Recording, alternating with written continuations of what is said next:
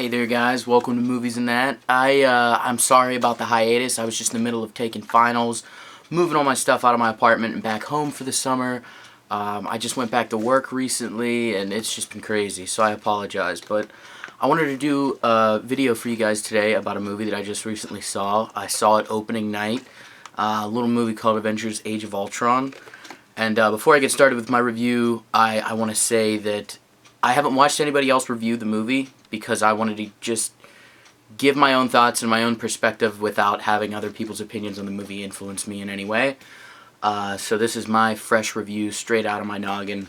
And this video is brought to you by Dissolve It. And I wanted to bring this up to you guys because if you're watching this video, you're obviously into the Avengers, but you're also probably a Blu-ray collector. And when you go to particularly Best Buy, they often have those goddamn stickers on the slipcovers to the movies, and you know, you peel them off and it makes a mark and it damages the integrity of the slipcover and it's a pain in the ass. But this stuff right here, if you just give it a little squirt and you rub it on there, where after you very carefully try to take the sticker off, it's like it was never there. It's a bit pricey, but it's at Walmart and it's definitely worth it if you're a collector who likes to keep your stuff in pristine condition. Anyway, like I said, I did go to opening night. I went and saw it in 3D IMAX, the best way possible to probably see this movie. Even though I'm not a fan of 3D, it did look incredible. Particularly the IMAX aspect of it. And everybody who went got this free poster. And it's like lifted, it's like lenticular, it's really cool. But yeah, anyway, about my review, I want to say the most interesting aspect of this movie was how these people, they were truly heroes. They were Avengers, man. I mean, first of all, this is everything that any comic book fan, any fan of Avengers, the Avengers, this is the movie, this is what you want this movie to be. This is everything you want it to be. But like I said, the most interesting thing about this movie was kind of like little digs at Man of Steel a little bit. I mean, I love Man of Steel. That was pretty much everything I wanted a Superman movie to be, despite the destruction that took place towards the end there. But, you know, this harkens all the way back to Dragon Ball Z when Goku's first fighting Vegeta, and they're about to, you know, throw down in the middle of the city, and Goku goes, "Vegeta, not here." And then they go into the middle of this desolate wasteland to fight. And Man of Steel didn't take that into consideration, that they could do that, but I think that Joss Whedon took the backlash from Man of Steel and he applied it to the script to Age of Ultron. And just when Tony's flying in the Hulkbuster suit and he makes sure that the nearby street is completely vacant and there's nobody inside that building that he just tosses the Hulk through, that was cool. And the whole ending where they're like, you know what, like regardless of what happens, I don't care if we die here, but we are evacuating everybody off of this floating island. And it was just, that to me was like, wow, like this really, it just was interesting to me. I liked how Quicksilver got tired. I really enjoyed that. I thought that was a really cool little quirk to his character because he's supposed to be this enhanced human, can't say mutant. And he's supposed to have superpowers and all that stuff, and he does, but I just loved how he was getting tired. Like, it just added to the realism of this movie. Like, it really, you really, I know it's crazy, but you really believe that all the stuff was going on, and with all the differences in this movie as opposed to the last one, you really felt it. And I want to say that Peter from X-Men Days of Future Past is probably the people's Quicksilver, but Pietro is my Quicksilver. That's the nerds. I'm a huge fan of the books, and you know, Pietro, that's the nerds' Quicksilver. Peter, probably the people's Quicksilver, but whatever. I took notes, man. Like, I had so much going through my head after I saw this movie, and I'm probably gonna go see it 2 or 3 more times. But yeah, this has probably been the best amount of dialogue in a Marvel film yet.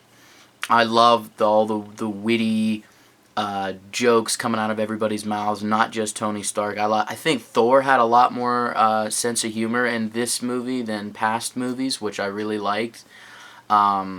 Cap was cool. Cap is just Cap, man. Language, I love that. Cap is my favorite Avenger. I wasn't crazy about Banner and Widow wanting to run away together. You know, I thought that kind of really detracted from her character in particular, not necessarily Banner's. But I loved Banner's demeanor towards her. I loved how he was just like, I don't understand this. Me? Really? But I really liked their relationship throughout the movie. I loved Hawkeye in this movie. Holy shit. I loved the farmhouse, his family, and how, yeah, he might not be the strongest Avenger, but he is the glue holding them together, and I really, really enjoyed that a lot. It added a lot of depth and levity to this movie that you wouldn't think would be there, given it's a comic book movie and a summer blockbuster, and all that. So I really enjoyed that a lot. My big thing that I was excited for going into this movie, like I said, as a fan of the books, what do I want to see the most? That's the Vision, man. I want to see the Vision. How's the Vision going to be? How's he going to talk? How's he going to act? Is he going to be done right? Joss Whedon is both a genius and probably one of the biggest nerds on the planet, because there are these little subtle nuances that are just shout-outs, just tiny little shout-outs to the books that he manages to put into these movies, and I love it. And I love, because in the books, Vision often has these long dialogues that are beautiful, and they drive the story forward, and as soon as the Vision's born, he starts talking, and boom, you get exactly that. And I just want to say the Vision was perfect. And I loved at the end when he goes and he rescues Wanda off the subway after she rips Ultron's heart out. That was like a little nod to, like, you know what, a little somewhere down the line, like, these two, they have a relationship, and like he just comes in and he literally sweeps her off her feet and rescues her, and that was like a nice little nod to the relationship that eventually develops in the comic books. And like I said, I love and appreciate those little things like crazy. And I loved how they really embraced themselves as a team this time. Like, it really felt like an Avengers movie, like right off the pages of a comic book. It really, really felt like an Avengers movie, because in the beginning it was like this was them kind of, being introduced to one another and coming together as a team, but like they really functioned as a unit. Everybody has a rapport with each other now. Everybody knows their role, and everybody works together like an actual team, like a squad. And the beginning is the perfect display of that, and so is the rest of the movie. And I love that. I just love that how they really embraced each other as a team, and they set their egos aside and everything like that. And then and then their chemistry felt more natural and more real, and it really did feel like these people, time had gone by since the first movie, and these people really do know each other a lot better now. And I think that I thought that was great. And I loved, this is what threw a lot of people off who aren't fans of the comic books. And I know that it's all about money, and Marvel wants to make a great movie for both, normal audience goers and then pay homage to the fans. But I was really surprised that all of the foreshadowing to the Infinity Wars and the Infinity Gauntlet story with Thanos that was in this movie, I really didn't think there was going to be that much. I knew there was going to be some, because there kind of has to be, because that's the next Avengers movie. But oh my god, there was a lot, and I loved it. And I was sitting there with three people who never read a comic book in their life, and I'm sitting there going like, oh my god, this is so cool. And they're looking at me like, what? I'll explain it after the movie. So that was great, man. I loved. A lot of people were thrown off with Stark's vision. And a lot of people were thrown off by how dark it was, and I just thought that was cool, because everybody knows in the Infinity Gauntlet storyline, all the Avengers die. Everybody dies. And that scene where they showed Stark kind of walking through just this graveyard of Avengers was brilliant. And then the hole was opened back up, and there were more Chitauri Leviathans going through down to Earth, and that's saying that eventually that hole's going to be open again, and someone's going to want to destroy Earth and raise hell. And we all know that that's the big purple guy at the end of the first one. That's Thanos, the Mad Titan. What else, man? I like I said, this is everything you would want an Avengers movie to be, and I can't say enough about it. I can't say that I liked it better than the first one, and here's why. Perhaps it was a better Avengers movie than the first one. But let's say that, you know, it's the 60s, and you love the Beatles. It's, you know, the heart of Beatlemania, and you're obsessed with the Beatles. And you go see the Beatles, okay? And you see them for the first time live, on stage, together, in front of you, playing their music, doing their thing, and it just blows your mind. And say like 5-6 years later, you go to another Beatles concert, and it's even better, because they've grown. You know, they've grown musically, the way they play their instruments, they've grown lyrically, you know, electrically, everything like that. Everything about them is just better, and it's a better concert. But you walk out of there and you're like, man, it was like the greatest concert I think I'll ever go to in my life. But nothing can top that first time you saw those guys together. Nothing can top that original experience and the way that you felt the first time around. And that's pretty much me, man. Like, nothing for me can top seeing all my favorite heroes together and interacting with each other for the first time on the big screen. I mean, nothing can, because that's a feeling that I'll remember for the rest of my life as a nerd. But Age of Ultron was still holy shit. It just, I feel like Joss Whedon did things in the first one. He's like, all right, we did that twice in the first one. Everyone seemed to respond really well to it. You know what? In the second one, we're going to do it 7 times. And I loved it. I love that. And he managed, another gripe that people had with the first one were the earpieces. During the Battle of New York, all of our Avengers are communicating with each other. Well, how the fuck are they doing it? Is it telepathically? Is it what? I didn't give a shit. Those are like minor little nitpicky things that I don't really give a shit about.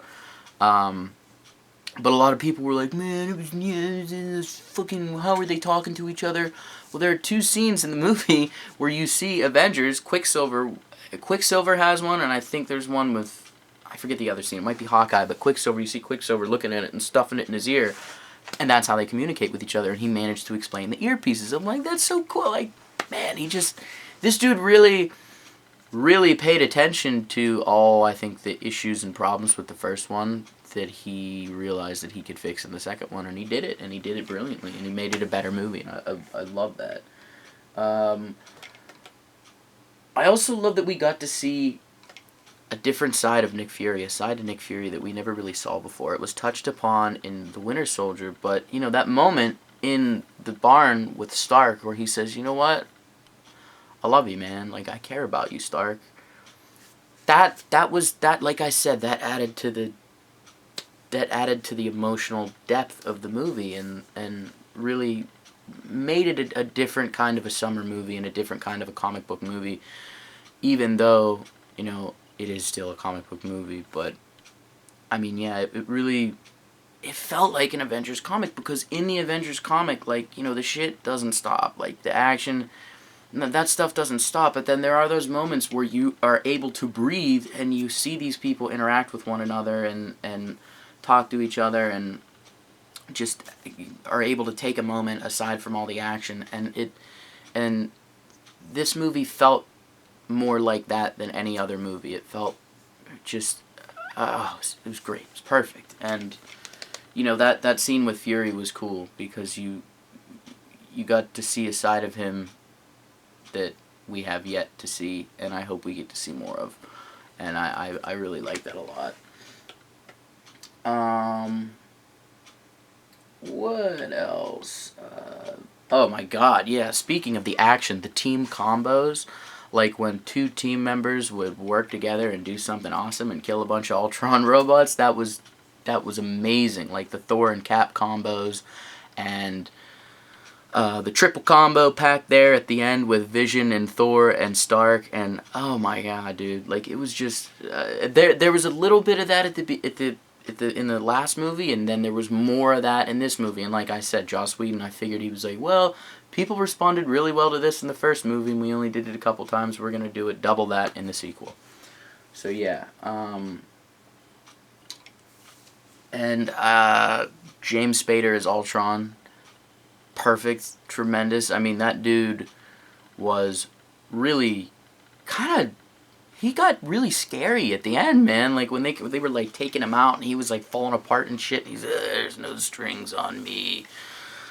When all the dust is settled, there will only be metal. Like, what a great, great villain. I think he was a little tiny bit underutilized, just because, you know, when Joss Whedon finished the movie, the first cut of the movie was like 3 hours and 10 minutes long, and I hope when it's released on Blu-ray, that version we get to see.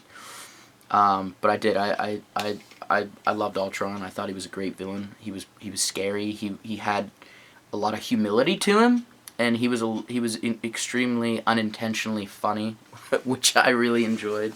I liked Ulysses Claw. Andy Serkis as Ulysses Claw in the movie, popping up in the movie. He's a big Black Panther villain, who I'm sure we'll see again. We get to see how he loses his hand and he gets the claw. And the first mention of Wakanda, the first verbal mention of Wakanda in the Marvel Cinematic Universe, which is where Black Panther's from, and that was, I love that. Thor's little B story he went on with Stellan Skarsgård's character, Eric Selvig. That was great, man. That's just leading into Ragnarok, leading into the Infinity Wars. Like I said, all the Infinity War foreshadowing I loved.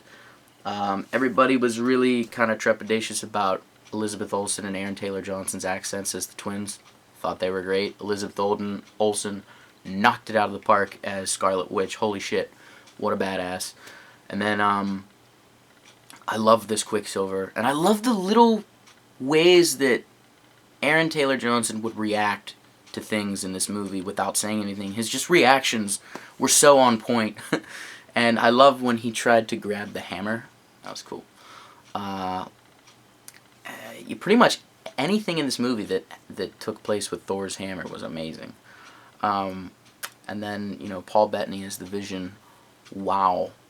I mean, it just, that's the great thing about Marvel. They bring together all the right people for these roles, which is why I'm not too worried about Spider-Man, because I think I trust in Marvel, man. Who would have thought that, you know, when Tom Hiddleston was announced as Loki, were we all really that excited about it? And when, you know, Robert Downey Jr. was going to be Iron Man, and then Ruffalo as Banner, everybody wanted Norton to come back, and just look at the way that this is all, what it's all turned out to be. So I trust them extremely. But I'm running real long here, guys, and I wish I could talk about it more.